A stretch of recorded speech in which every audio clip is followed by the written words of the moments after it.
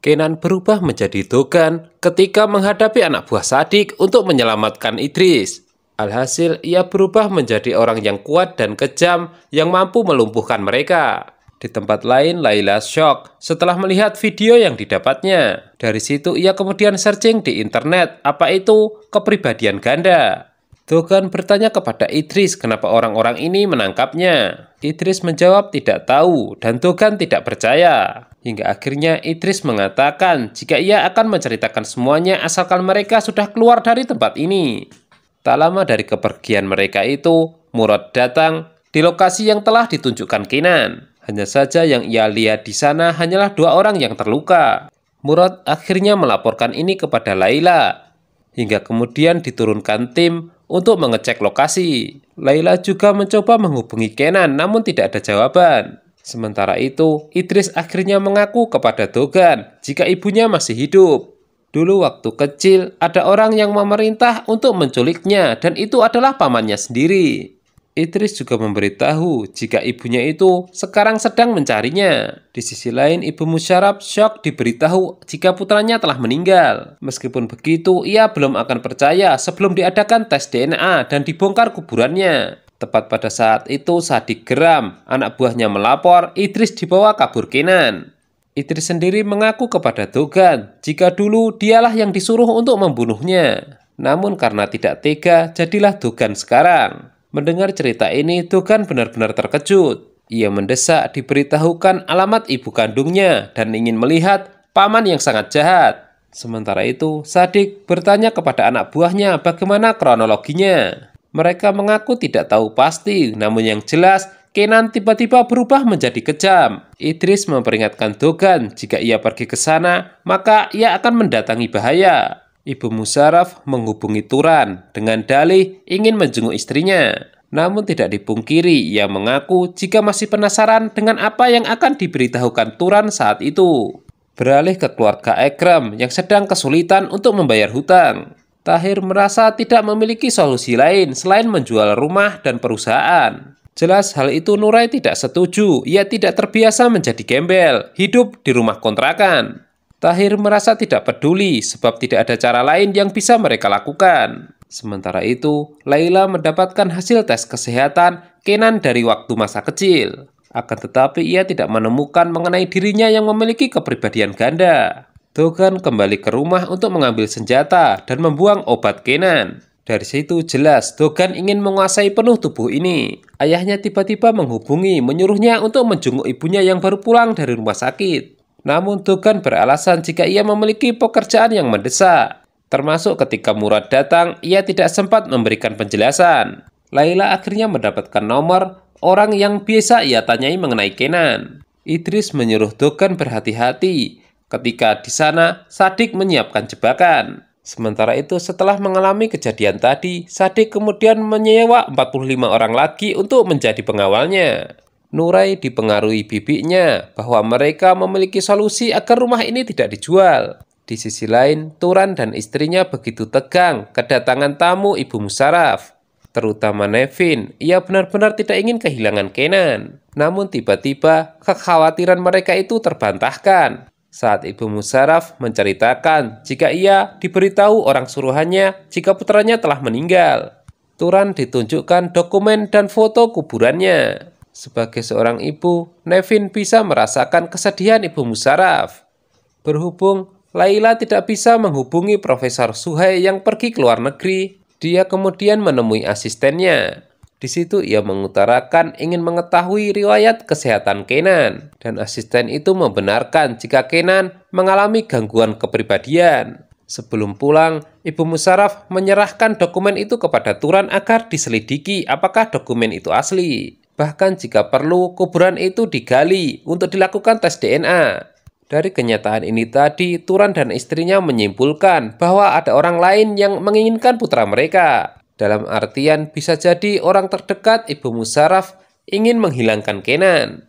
Di tempat lain selama perjalanan di dalam mobil, Kenan dan Dogan saling bertransformasi. Layla syok ketika diceritakan asisten mengenai kepribadian ganda. Bahwa Kenan kecil adalah Dogan, umur 5-6 tahun ia diambil dari panti asuhan yang terbakar. Diceritakan juga jika kepribadian ini sangat bertolak belakang. Salah satu ingin dominan, jika tidak kuat maka ia akan mudah putus asa.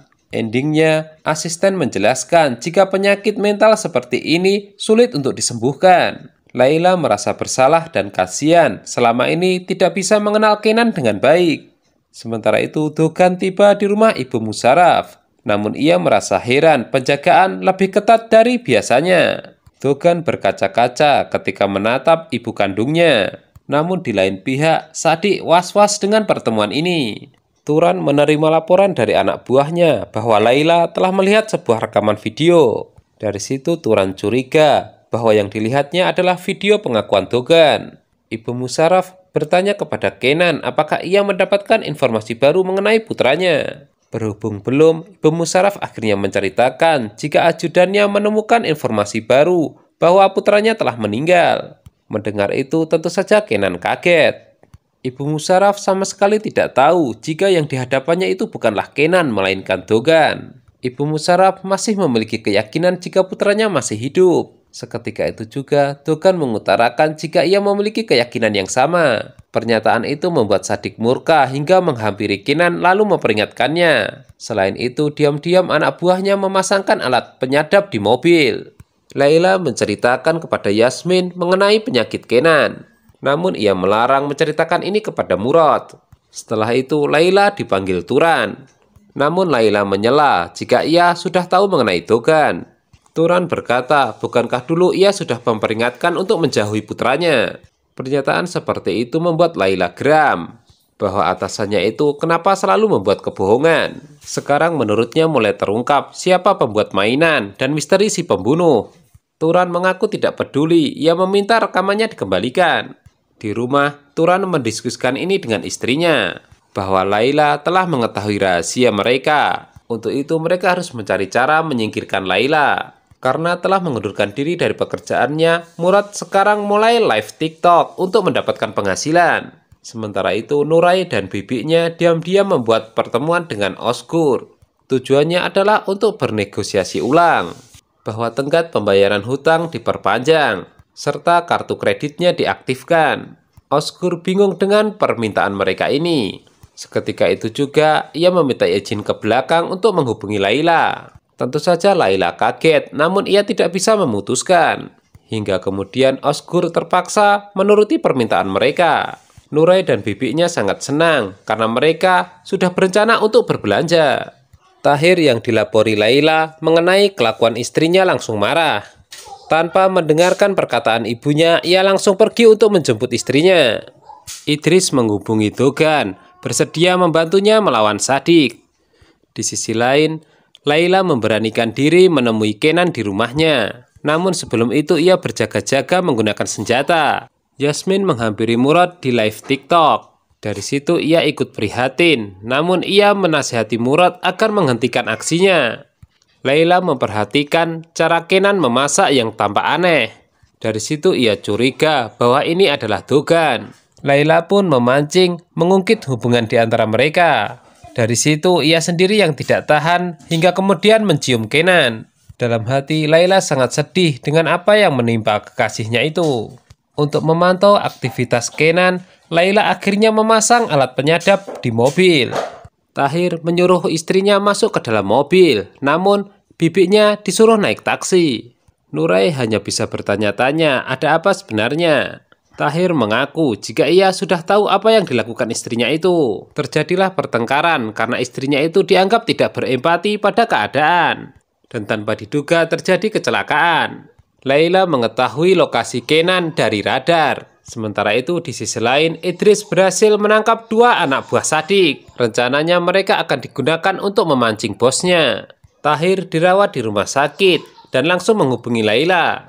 Alhasil dia tidak jadi mendatangi lokasi Kenan.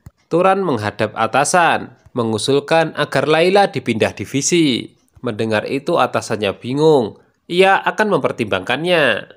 Di rumah sakit, Layla mengira bahwa kakaknya telah tahu jika kehamilan istrinya palsu. Tapi untuk sekarang, ia akan mengabaikan masalah ini. Sebab ia mendengar Nurai sedang dirawat. Sahinde menyuruh Tahir untuk melupakan sementara masalah hutang.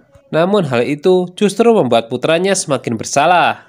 Setelah melihat kondisi kakaknya baik-baik saja, Layla ingin melanjutkan pencarian Kenan. Di sisi lain, Dogan dan Idris telah mempersiapkan senjata baru untuk melawan Shadik.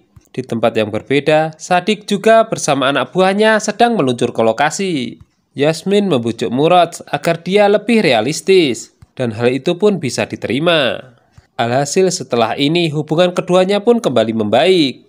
Namun mereka tidak sadar jika bahaya mengintai anak buah Shadik memata-matai. Turan diam-diam mempersiapkan surat pengunduran diri sebagai ketua jaksa. Nurai telah sadar dan ia pun menangis sambil meminta maaf bahwa dia keguguran. Tentu suaminya yang mendengar itu pun sangat sedih.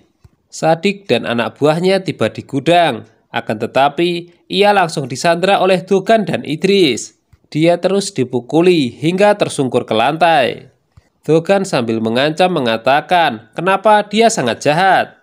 Ketika Dogan sedang mencekik Shadik bermaksud membunuhnya, Layla tiba-tiba datang mengacungkan senjata. Nah, apakah aksi Dogan ini bisa dihentikan? Jangan lupa tonton kelanjutannya hanya di Mail Channel ya. Terima kasih.